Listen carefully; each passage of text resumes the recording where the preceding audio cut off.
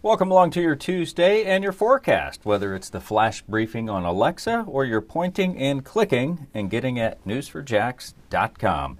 Daytime highs are going to top out in the lower 90s. That's near a seasonal trend. Thunderstorms are still in the mix. They're going to be mainly afternoon, early evening, with the exception of 301 over to I-75. Some of those may linger a little later here for tonight. I do like the modeled trend showing more of those inland showers and thunderstorms compared to what we saw yesterday. It kind of helps give folks that saw some of that heavy wet weather yesterday possibly a day to dry out or at least receive less in the way of the rainfall. And yep, if you're reading along, Tropical Storm Don and Invest 96 are swirling in the Atlantic. We'll get to those in just a moment. Let's talk about the forecast here for today. It's all about the sea breeze. It begins to make the push as early as the lunch hour. We'll continue to move inland. And when it runs into that west coast sea breeze closer to I-75 and 301, that's where we could see those storms lingering through early evening.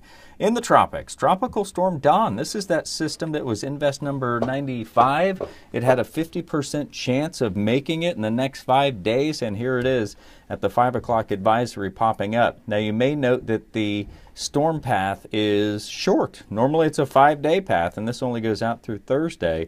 Reason being, it will run into dry air, it will run into some wind shear, and with that it should take its toll on Don, exposing the core, the circulation, turning it more into a tropical wave. That's via the computer models. We'll continue to watch Don, and you should as well. And also watching deeper in the tropics, we've got that Invest 96. That is out there swirling in the Atlantic. Right now the spaghetti plots are pointing more toward a northwesterly track. It's just the variation there between north-northwest, northwest, or even west-northwest as you see the opening of those spaghetti models over the next couple of days. Daytime highs remain in the lower 90s, morning lows in the 70s, and we've got another day, Wednesday, the hump of the work week, with a pretty good chance for showers, even some isolated strong thunderstorms, and then we'll quiet it down for a couple of days. 20% Thursday. That'd make for a nice night to go out and check out the jack shrimp. Same thing there on Friday as the shrimp continue the homestand through the weekend. That's where we'll see that chance starting to move back up to about a 40% chance. The pattern remains the same with that south and southeasterly flow, so we're still talking